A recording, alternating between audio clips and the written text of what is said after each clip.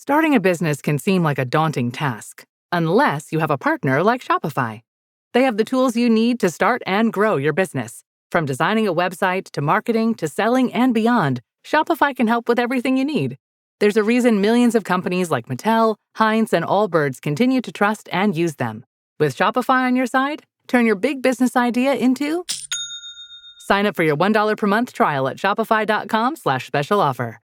Hey, it's Ryan Reynolds here from Mint Mobile. Now, I was looking for fun ways to tell you that Mint's offer of unlimited premium wireless for $15 a month is back. So I thought it would be fun if we made $15 bills. But it turns out that's very illegal. So there goes my big idea for the commercial. Give it a try at mintmobile.com/switch. Upfront payment of $45 for 3-month plan, equivalent to $15 per month required. New customer offer for first 3 months only. Speed slow after 35 gigabytes if network's busy. Taxes and fees extra. See mintmobile.com. Does it ever feel like you're a marketing professional just speaking into the void? Well, with LinkedIn ads, you can know you're reaching the right decision makers. You can even target buyers by job title, industry, company, seniority, skills. Wait, did I say job title yet? Get started today and see how you can avoid the void and reach the right buyers with LinkedIn ads. We'll even give you a $100 credit on your next campaign. Get started at linkedin.com/results. Terms and conditions apply. Have you ever spotted McDonald's hot, crispy fries right as they're being scooped into the carton? And time just stands still. Ba-da-ba-ba-ba. Welcome to the HCI family of podcasts. We're your source for personal, professional, and organizational growth and development. We share our own original research, explore industry trends, and interview executives and thought leaders from across the globe. Join us for practitioner-oriented content around all things leadership, HR, talent management, organizational development, and change management. Maximize your personal and organizational potential with the HCI family of podcasts. Tom Conlon, welcome to the conversation today. Nice to see you, John. It's a pleasure to be with you. You're joining us from Rhode Island. I'm south of Salt Lake City in Utah. Today, we're going to be talking about advice for young people, Gen Z workers, individuals searching for employment and key factors they should be considering in their job search.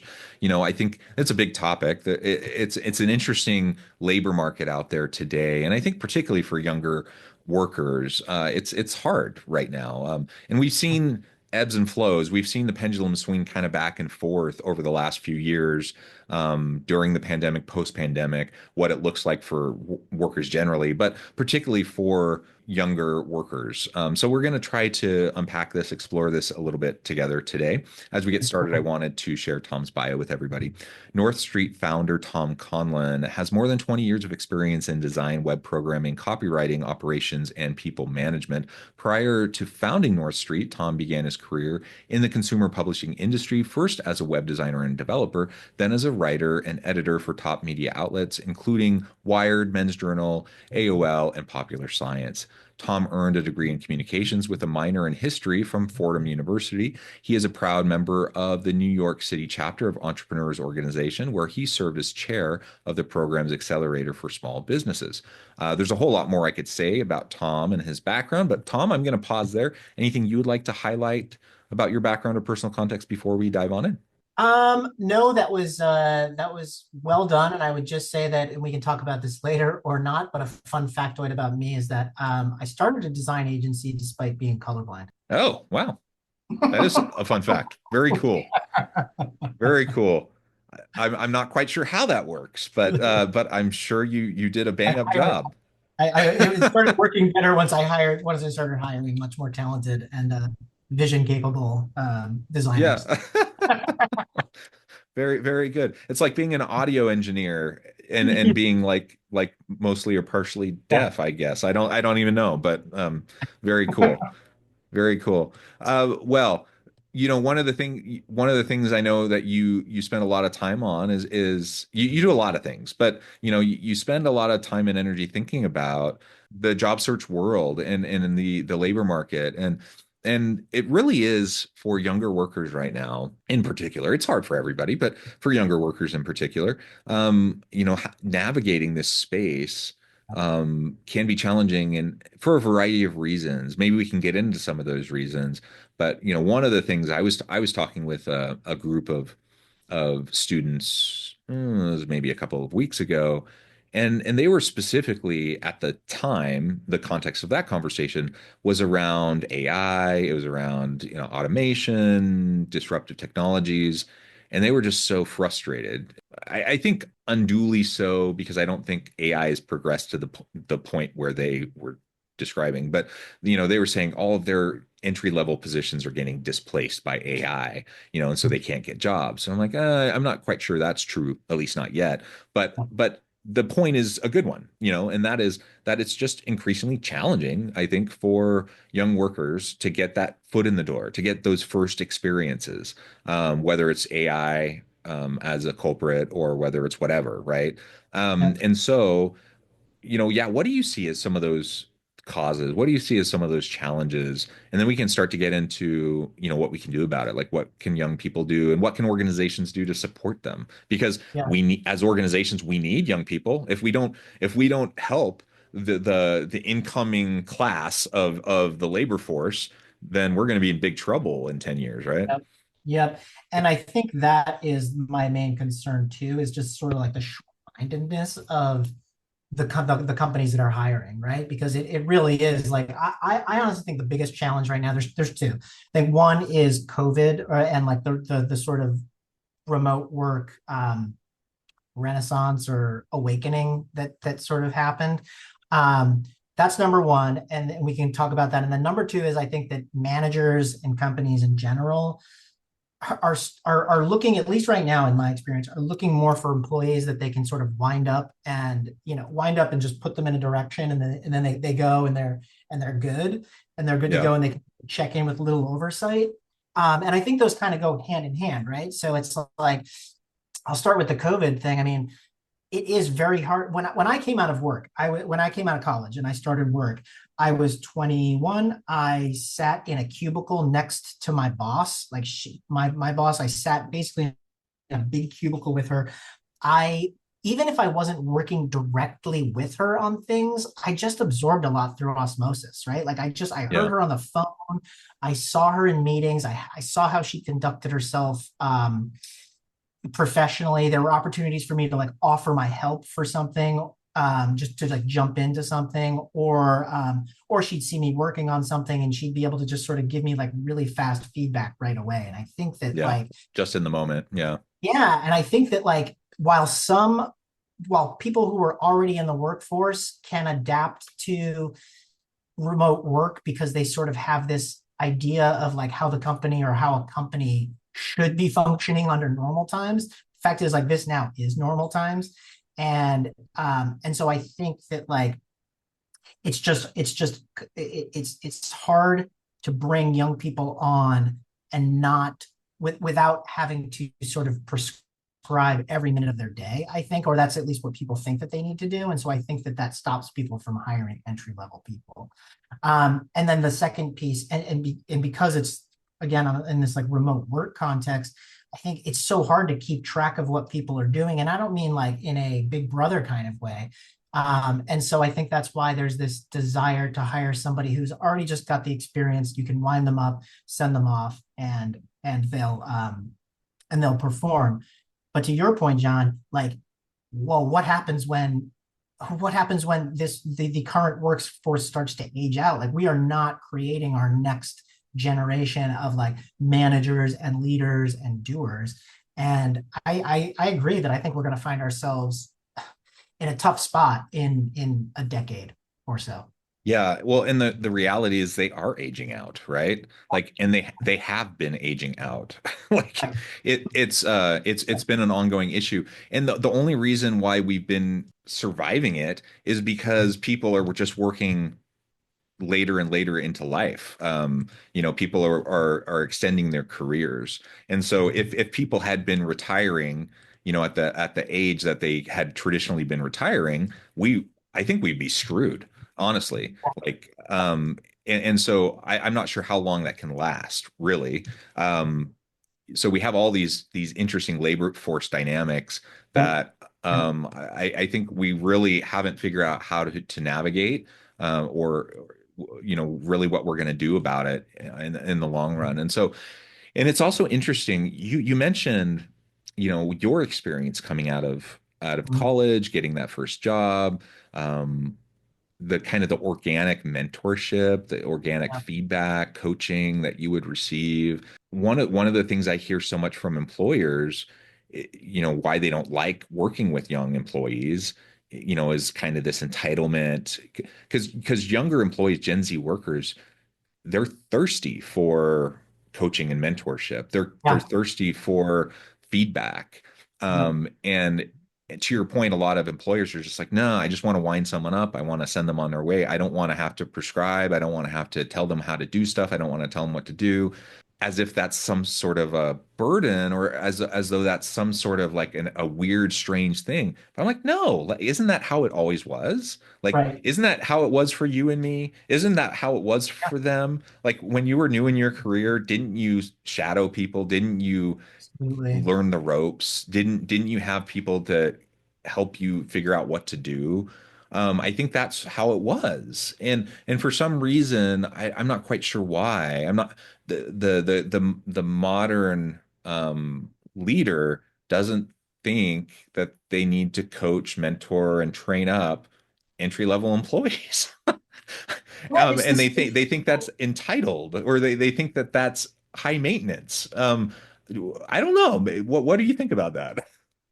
I don't know. I mean, honestly, it reminds me of like this, it's that sort of like it's like they've climbed the corporate ladder, but then they kind of pulled the ladder up into the into the ceiling or whatever, so that like whoever was behind them couldn't follow them up the ladder. It's this really sort of interesting interesting thing that's happening. I honestly just think that like, well, first of all, this still exists, but not as much. But I mean, I remember there used to be a lot of companies that had, they still do, but there were many more of them, I think, that had these sort of professional training systems, or just like, I guess it wasn't a system, but it was like it was a track, right? It was just understood that like, oh, the new class is coming in, we're going to train them, and then they're going to become the sort of like next Yeah, level, yeah, and the next generation comes in, and like that. Those are like only very very big companies do that now. yeah. I mean, it is definitely a financial thing. I mean, for us, we hire junior and senior people, and we can talk about kind of why and everything. But yeah, I just think that like, yeah, I'm just not. It is expensive, right? If you're gonna, Yeah, it is. it's expensive from a time perspective, and time is money, right? And so like, if you bring on somebody young, it's just like, just know that part of your time, or or a manager's time, is now also going to be dedicated to that job. But it's a short-term investment for a long-term payoff. You know what I mean? Because what Yeah, ends up happening when we bring in younger people, we don't expect them to stay at North Street forever, right? Like, I mean, they can if they want to, but we sort of, what we say to them is, look, there's essentially like three salary ranges to every position, and the expectations are pretty clear as to like how you can go from one to the next to the next. And by the time they get to the last sort of phase, we've turned someone who was super junior and also affordable into essentially like a homemade model employee, or homemade model like team member, right? Like they've come up through our systems, and they just know everything about our company and how we do things. And they can make they ultimately make the better employee than someone who you bring in senior, just like right. net, and just add them into the mix. You know what I mean? And so I think it's that. I think it's a fear of I think it's focusing on the upfront investment without sort of thinking about the long-term payoff. Yeah. So that short-termism, um, I think is absolutely partially it, and it's unfortunate, and that's indicative of just society at large, Yeah. which that's a whole other conversation. Um, and you also mentioned something that I think is just important to acknowledge, and that is that we so often aren't willing to invest into our employees for fear that they're just going to leave us, right? And that may be true. Like you may invest and pour into the training of your employees today, and they may leave you tomorrow. But I guess what's the alternative? If you don't invest in your employees today, I guarantee you that they will leave you tomorrow. Yep. And Yeah. so if you want an engaged workforce, if you want a positive employee experience where people are motivated, where they're going to give you like go beyond, and not just show up and do the bare minimum to keep their job, but actually show up and be committed and go beyond what's required and like really be creative and drive results. Like you got to invest in them. You just have Yeah. to. Yeah. And it will pay off. Like if you have even a little bit of a long-term perspective on it, it will pay off in ways you just described, and it will be worthwhile to you, to the organization.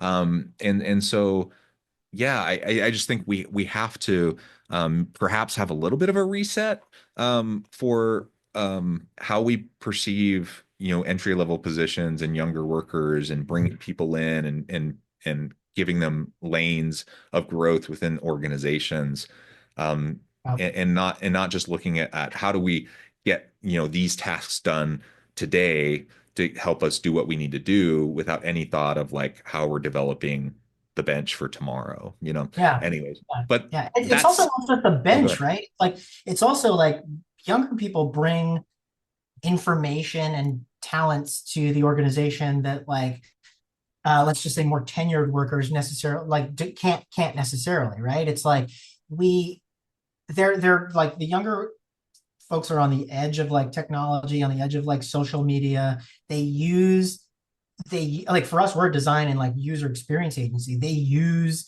websites and content in a different way, and that's going to be the way that sort of takes over, as like the older population ages out. It's like this is their way of working, is how the world is going to work, and so we should learn from them just as much as they're going to learn from us.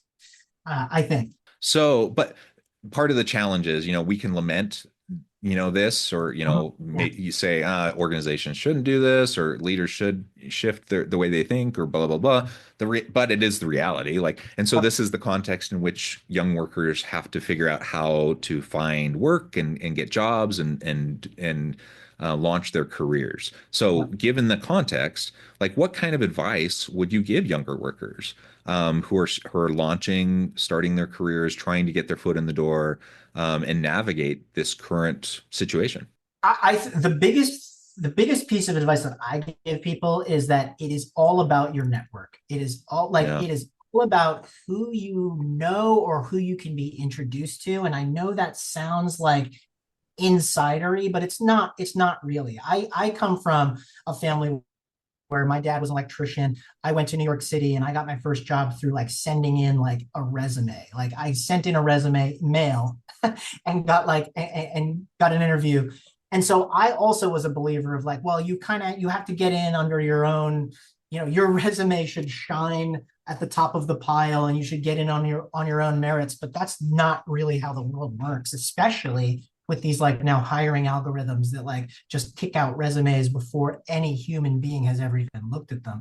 And so I think it's becoming increasingly important to like, who do you know? It could be someone you caddied for one summer on the golf course. It could be your grandfather's friend. It could be your advisor at schools. Like it could be your advisor at school. It could be your alumni network. You know what I mean? Like that's a big Yeah. one. Like your alumni networks, by the way, are stronger than most people think. I say this, and I would say, and people have told me this, that if someone reaches out to them blindly and just says, "Oh, hey, I went to Fordham University in New York," they're like, "Hey, I'm a Fordham grad. Would love to pick your brain about XYZ." I will take that call 100% of the time. I don't know. There's just something about it.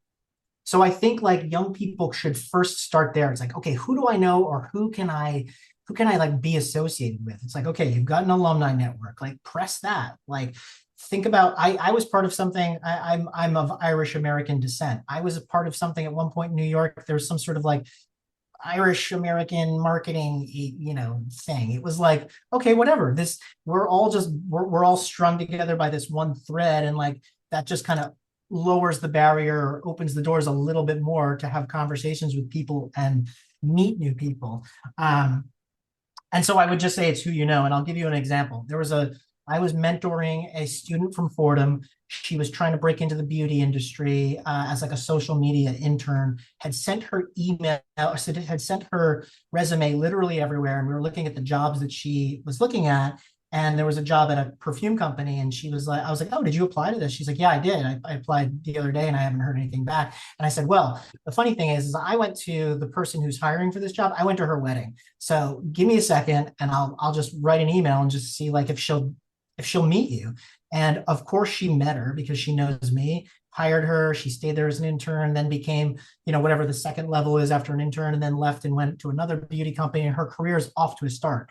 And it's literally because I took a resume that had already been sent in and just said, hey, to the person who was hiring, who I happen to know, I just said, hey, can you take like a second look at this? Don't do me any favors. Like, don't hire her just because I'm asking you to, but take a second look at this. And like, that's, I think the biggest piece of advice I can give. Secondly, and this is actually part of that, would be finding a mentor. Like find a mentor of some kind. It can just be someone who's in a field you want to get into, someone who's just run a business and just knows how to run a business, because a mentor can do two things. They can help you just figure things out, like what your direction is, what the best practices are, what to do, what not to do, who to talk to, etc. But they can also make introductions just to their own personal network and would be happy to do it once they get to know you. Yeah. So the networking piece, the mentor piece, the introductions piece, all of that just so vital. And I wish, like, I'm with you. Like, I wish my resume could speak for itself.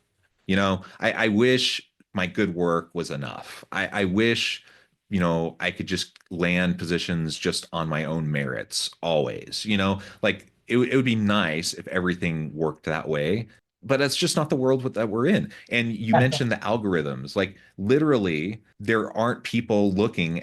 I mean, in most cases nowadays, there aren't even people looking at your resume. So you submit something, especially if you're doing a shotgun approach, like the chances of you actually having a human person look at your resume for a particular position is kind of low. You have to get lucky. You have to like search word optimize, optimize your resume for particular positions, etc. And so leverage your network, leverage in any way that you can. And it's okay. Like you're not. I know people feel like they're somehow cheating the system. It feels dirty. It does. It feels dirty. It feels like entitled, but it's not. It's not at all. This is how the world works. And like, you just have to get. Yeah. And it does feel dirty. And it feels, because let's be honest, there are people that are privileged and have more connections than others for no, I mean, it's not because they did anything in particular. They just have those connections. And that's frustrating. And I get it.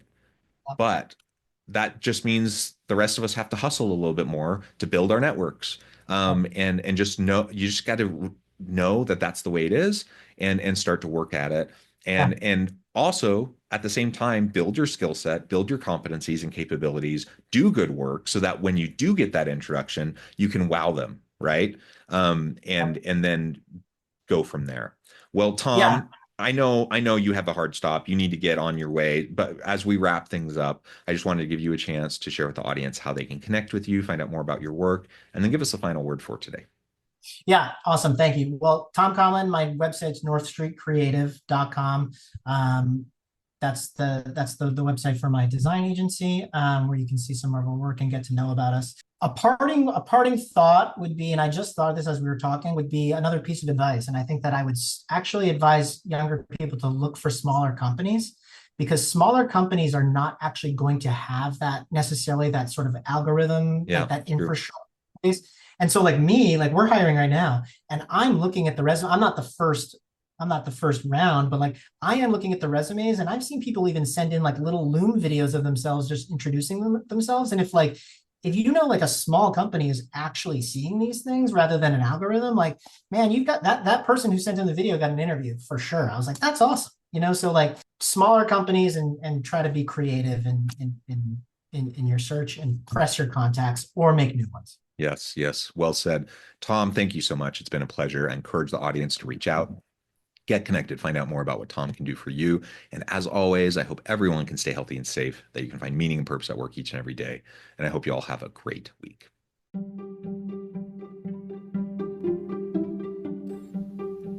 Thanks for joining us for this episode of the podcast. We hope you stay healthy and safe, and please join us again soon.